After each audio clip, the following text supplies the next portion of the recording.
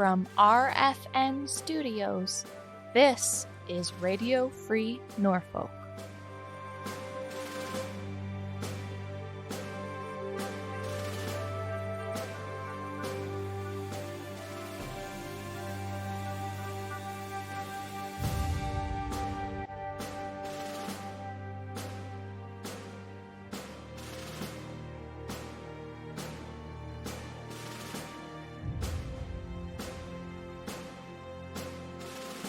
On Remembrance Day, we as a nation take a pause from our daily lives to appreciate the sacrifices of the many men and women who have served our country in the past, present, and future. We spoke with a few different people about Remembrance Day and the Canadian Armed Forces. Captain Peter Davis and retired veteran and advocate Christian Lillington about what Remembrance Day means to them. It's Remembrance Day is a big deal. We think about these folks all the time, but it's that big thing about 11 November is huge. And I know that a lot of Canadians are behind it, and I just hope all Canadians take the time to think about it. It's all about respect for those that serve, and again, those that continue to serve. My experience with Remembrance Day is that it is definitely a time that it can be solemn for a lot of people who serve. Most people who serve will recognize anniversaries of various things that have happened to them, as well as they may also, recognize every day they serve those that they've lost or those that have gone before them. So it doesn't just come down to one day. I would say that the majority of the soldiers that I've served with see the 11th of November just as much as a celebration as they do as a day of sort of a dark day of sort of always reflecting on the worst things that have happened and those who've died in the line of duty, etc. It's also celebrating their service, their sacrifice, and those that continue to serve and sacrifice and their families. So I think we need to always recognize the 11th hour and the 11th day. And I think that people not doing that, that's disrespectful, period. But does it need to be a parade? Does it need to be every cenotaph has, hundreds of people? I don't think we can afford to do that for the safety this year of everyone involved. But just reflecting on it, reflecting on that day, having it sort of recognized nationally in the news, I think that kind of stuff is always going to be important. But it again comes down to how soldiers they generally manage their service every day they serve, not just on one day. I feel it's important that we recognize this day, but also keep in mind that the Canadian military serves us every day. Military members sacrifice time with their family, sleep, comfort, and in some cases, their mental health or their lives. We honor these brave men and women today and every day. Former military chaplain, or padre as they're often called, Gord Moir spoke with us about Remembrance Day as well. Well, for me, Remembrance Day starts back when I was quite young. I was born in the 1950s, so the Second World War just ended. I had an uncle who had been killed in the last week of the war, actually. So it was always, pretty close to me. When I joined the Army and was privileged to be associated with, at that time, the Highland Fusiliers of Canada. We received our royal designation about 8 or 9 years after I started. One of the chaplains, Jock Anderson, had been the chaplain for the local reserve units during the Second World War. One of the things that's quite remarkable about the chaplaincy is that on a per capita basis, it's the most highly decorated of all the branches in the Canadian military. And Jock Anderson had won the military medal not once, but twice. And the military medal is the second highest honor that the Canadian Army extends to soldiers for bravery in battle. He won that twice. It's next to the Victoria Cross. John Foote, chaplain from Hamilton, received the Victoria Cross for his work at Dieppe. Jock Anderson, who I got to know personally, he was a real hero. at Buron, which was the bloodiest battle of the Second World War for our local unit. Went around from soldier to soldier who had been shot and injured, ministering to them in the middle of an open field as they were under fire, as they were attacking the French village of Buron, trying to drive the German troops out. Incredible bravery, and just an absolutely wonderful man. He was such an awesome role model. So when I think of Remembrance Day, when I think of Second World War, that's where my mind goes. Of course, many of the fellows that used to hang around with the unit were veterans of the Second World War, and I would hear their stories, and had great, just a tremendous level of respect for all of them, and their comrades who had fallen. So it was certainly part of that. From my own personal experience, of course, I remember the war in Afghanistan, but also our participation in Bosnia. Our unit had soldiers who were engaged in the Golan Heights and the war for the Suez Canal. So throughout time, throughout the last part of the 20th century, we've had people from this area who were involved in all of those peacekeeping missions and conflicts and so on, and got to know them, got to know some of their stories. And I also think of the families, the sacrifices that the families make, and not just in terms of those who don't come back from missions, but typically a mission.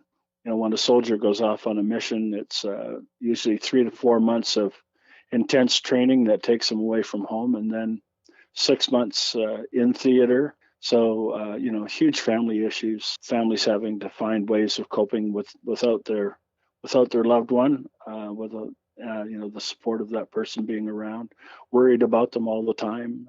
And so I often think of that. So it's kind of a combination of the soldiers, both aged veterans, and I also think of when we're approaching Remembrance Day 2020, I think of the soldiers who are active with their duty now and their families. Going into long-term care facilities. Once again, putting their lives on the line to, serve Canadians and, to try to make our lives better. It's an incredibly honorable profession and way of offering themselves.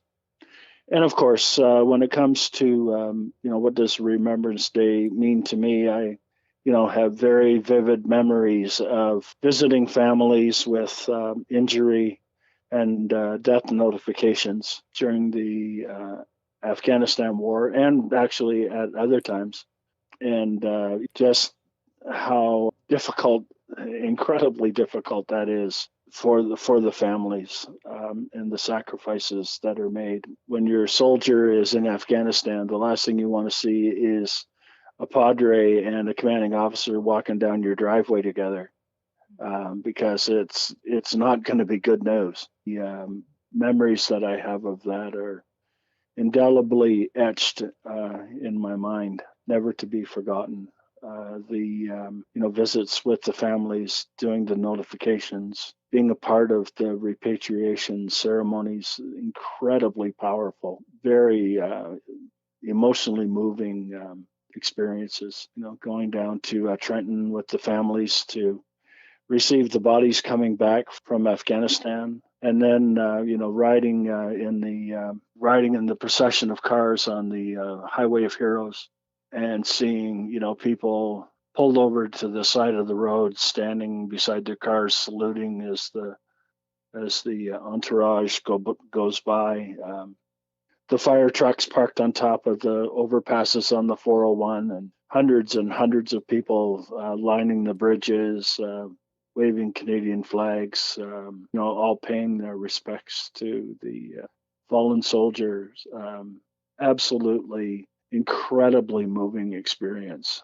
It was just phenomenal to see that kind of support, to be able to, in some small way, offer some condolence and some support to those families was a huge privilege. When I think of Remembrance Day, I also one of the things that the Canadian Army does when a soldier dies in, say, a place like Afghanistan, they would send one of the other soldiers home with the body, and that person's job was to be a guard for the body until the deceased was buried. And so usually it was somebody who was a close friend, or certainly a member of the same unit, who would accompany the body back. And so I remember those soldiers as well, and the pride that they took in being able to serve in that capacity. Our hearts ache for those who lost their lives, for their loved ones, and for those who made it home but were never the same. A common symbol of Remembrance Day is the poppy, attributed to the famous poem in Flanders Fields by Lieutenant Colonel John McCrae. I feel proud. I love the poppy tradition. I love that various nations have adopted various traditions on how the poppy looks and the material it's made of, etc. I'm a huge fan of the poppy. I'm a huge fan of Flanders Fields. It is one of those things that makes me happy. And I'm also a very huge fan of fall. I like the sort of pre-winter phase of where we live in Canada. And so for me, it also denotes sort of that pre-Christmas sort of season of school for the children and work when I used to work, I guess, being in a sort of quasi-retirement right now. But it makes me proud. It makes me proud to know that almost every Canadian I see is wearing one. Rarely does someone not have one, and usually it's because they've dropped it or whatnot. I think that the Royal Canadian Legion does very well with their Poppy Fund, and that also, they're being supported. And I know that the Legion does a lot to support soldiers in everything they do. Well, it's very encouraging because it says that that we as Canadians are thankful for the sacrifice that all of these people, and whatever level of sacrifice, whether family members or active duty soldiers or whatever, that we as Canadians are grateful to them, and that we give them a place of honor.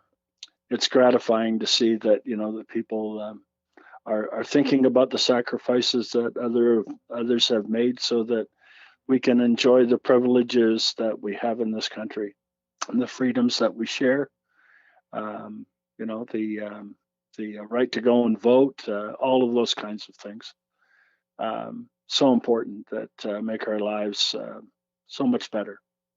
But that were gained on the backs of countless people who have gone before us and continue to go down that path for us today. During Remembrance Day, we often think to World War I and World War II due to the history, the scale of the war, and its significance. However, not everyone holds our modern veterans in the same high regard. We spoke with Christian Lillington and Jason Pankratz about this and the concept of hero worship. I think that the various generations of soldiers that have been in various conflicts all have aspects of their history that we need to celebrate. This year's Veteran Week, I think, is focused on the end of World War II, or the 71st anniversary of that. But there's also elements of our history that we need to learn from. And I'm talking about the sort of rough patches. And I think some of those are obvious and others may not be. But I don't like to see any era taken away from. To talk about hero worship, I think that is a bit of a cultural aspect that we've sort of maybe adopted from the Americans. And this is not a slight to any American soldier. I absolutely love American soldiers and the American military and serving with them. In the United States, every soldier gets thanked. They frequently wear uniforms everywhere, including on airlines, public transport, etc.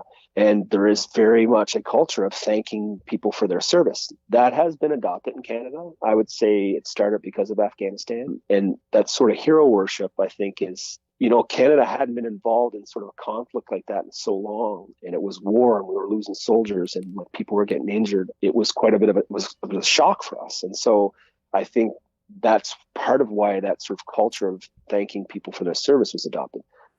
I am more apt to be respectful to a senior citizen than I am a younger person. Just, there's a stereotype in itself.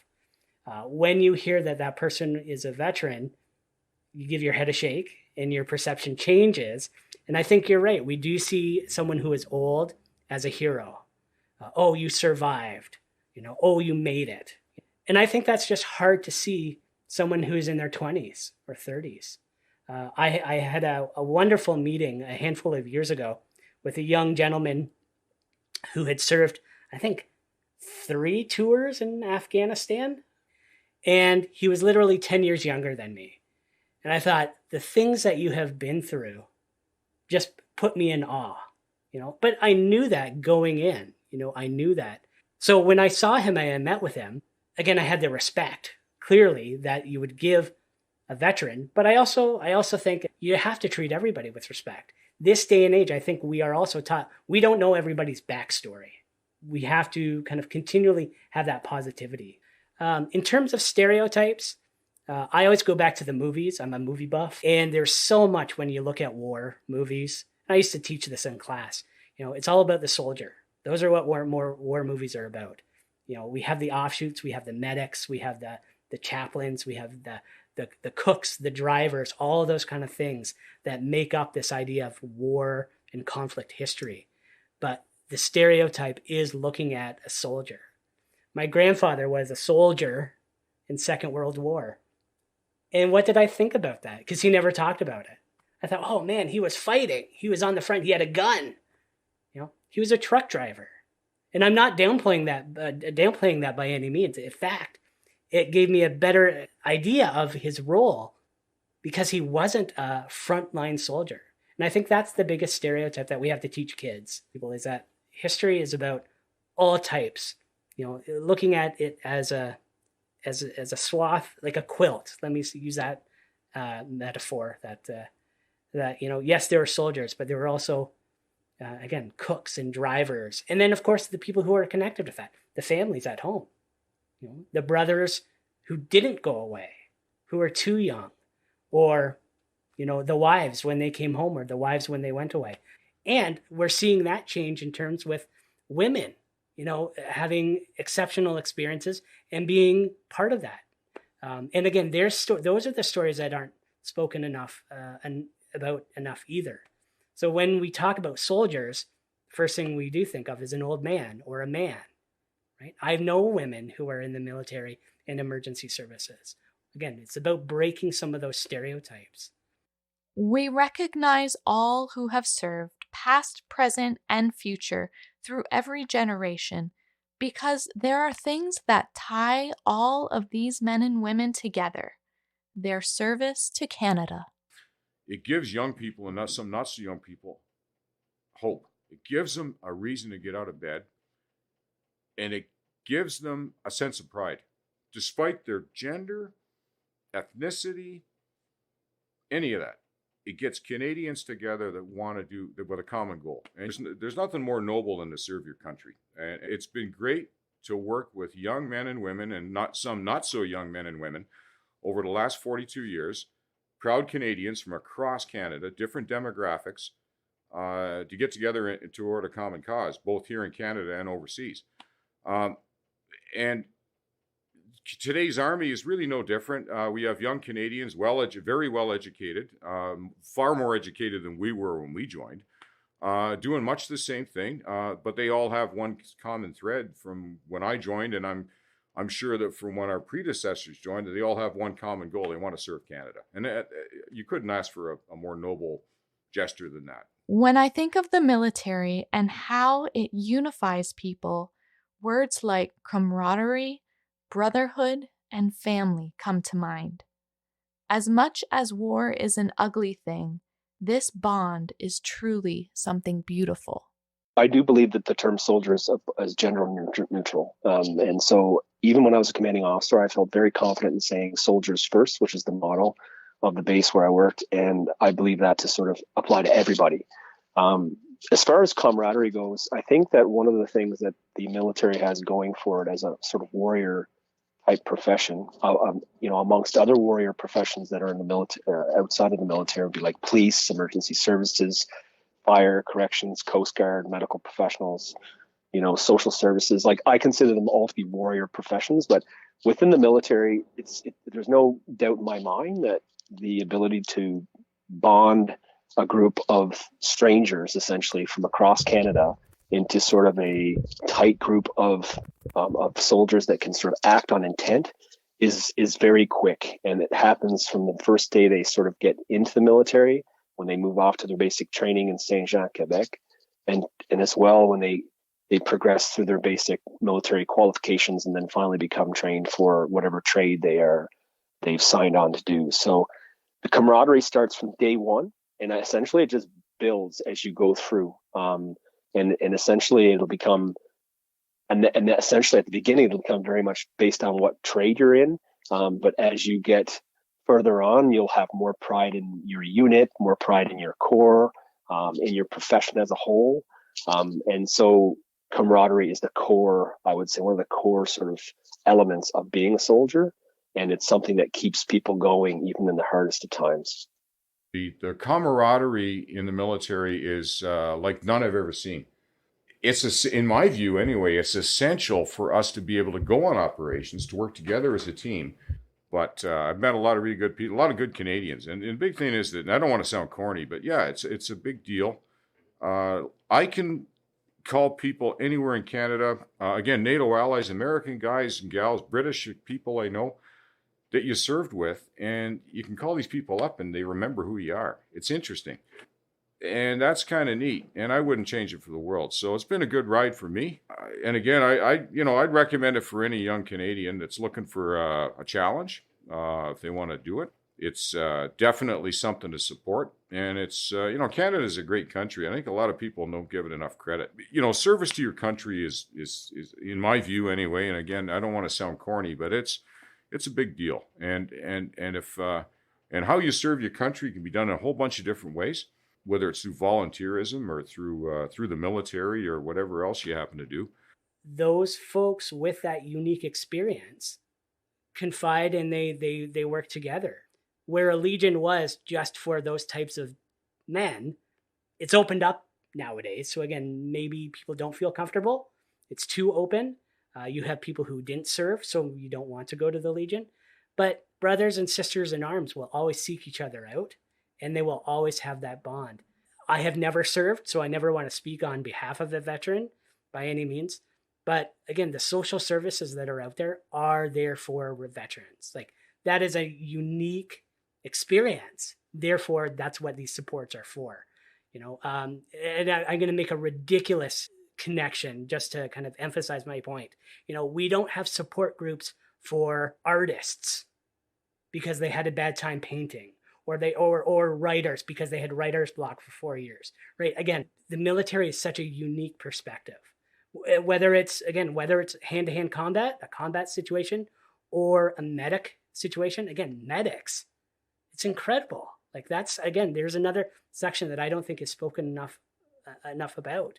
And again, I had mentioned too, the chaplains, the padres, the people who support the faith needs as well in times of conflict, but also who are against support systems as well, but also need support too.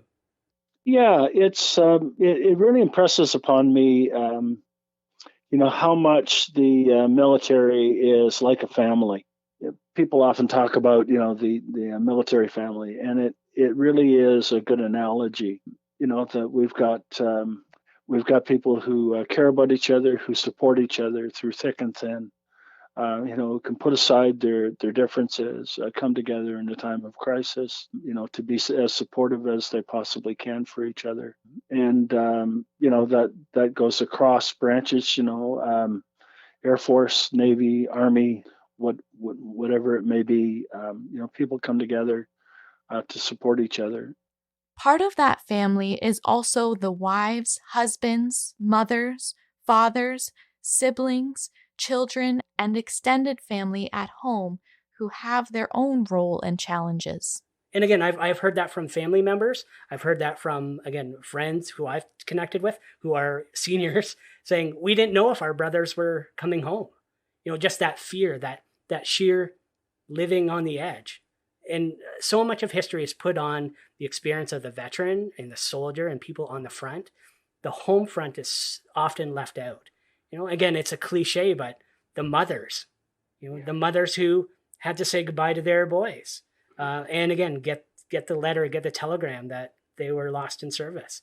The burden of service is not just on the individual, but also on the family. When I look at Canadians and I speak to Canadians, even now being retired, I like to reiterate that you see the deploying members and you can be proud of them and you can be sad for them when they, if they don't come back home alive because they, serving their country, whether in an accident or through combat, their lives are taken.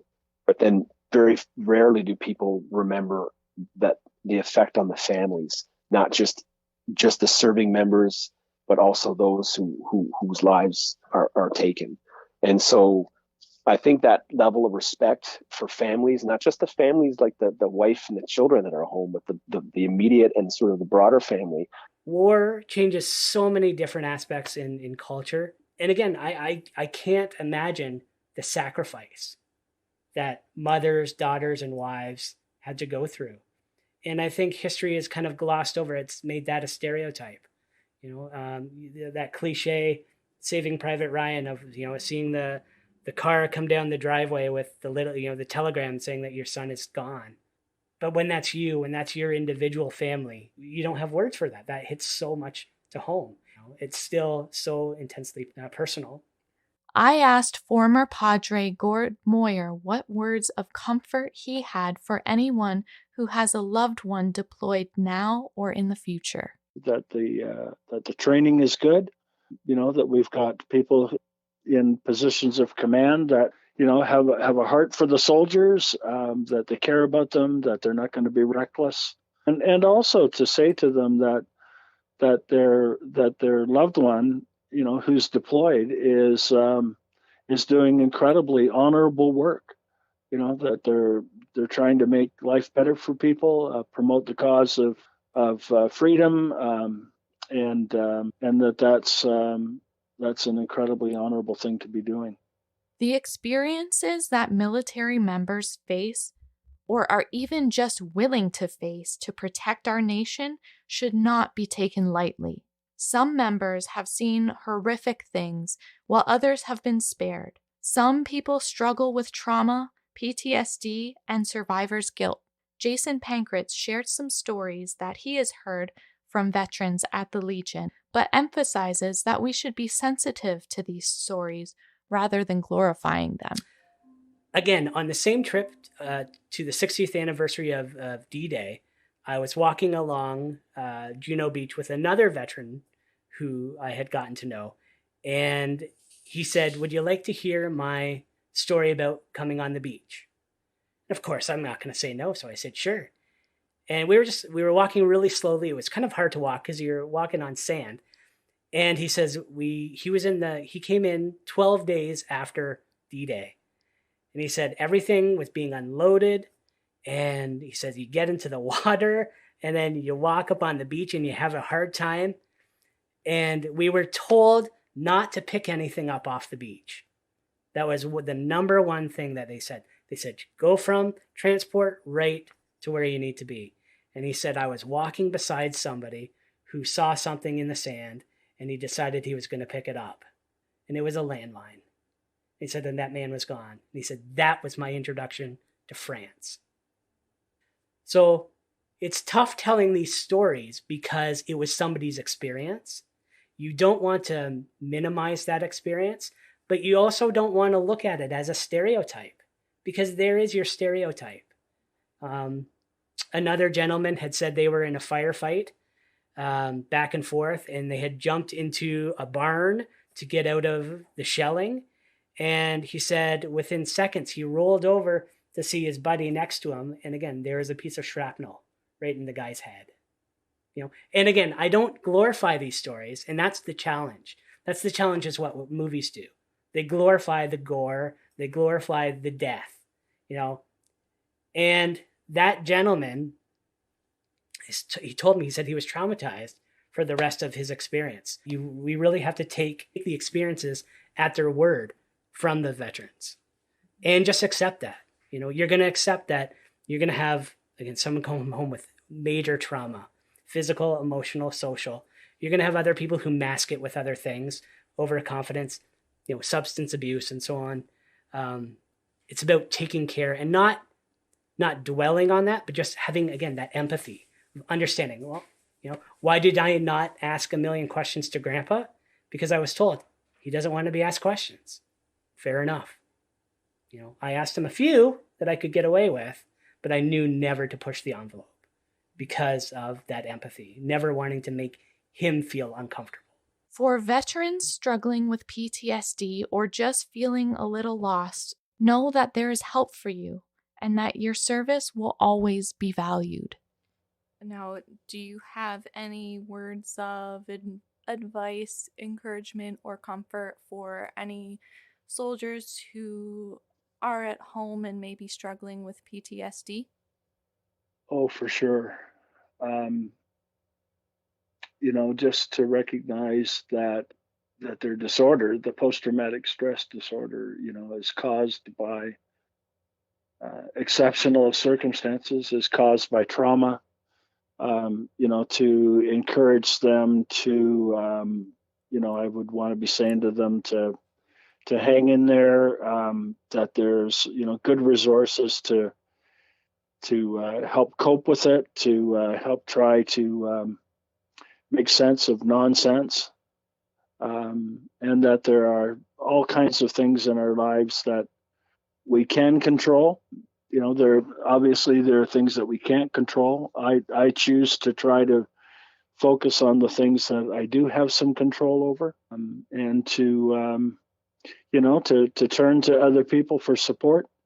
That there's literally thousands of people out there who have good, caring, loving hearts that are full of kindness and support, and that they certainly if they're soldiers, and I'm sure this goes way beyond just being soldiers, but that there are people who care, and that that they matter, that their sacrifice has been is worthwhile and recognized and upheld and honored. To turn to other family members, to look to the community for support. Go to find a counselor at your local family counseling center. Make connections.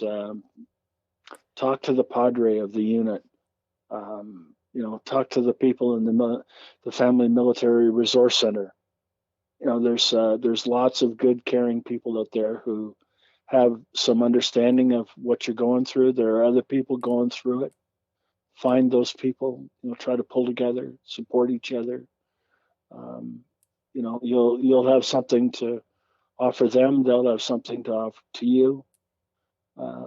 Where it's together that we can pull through these things.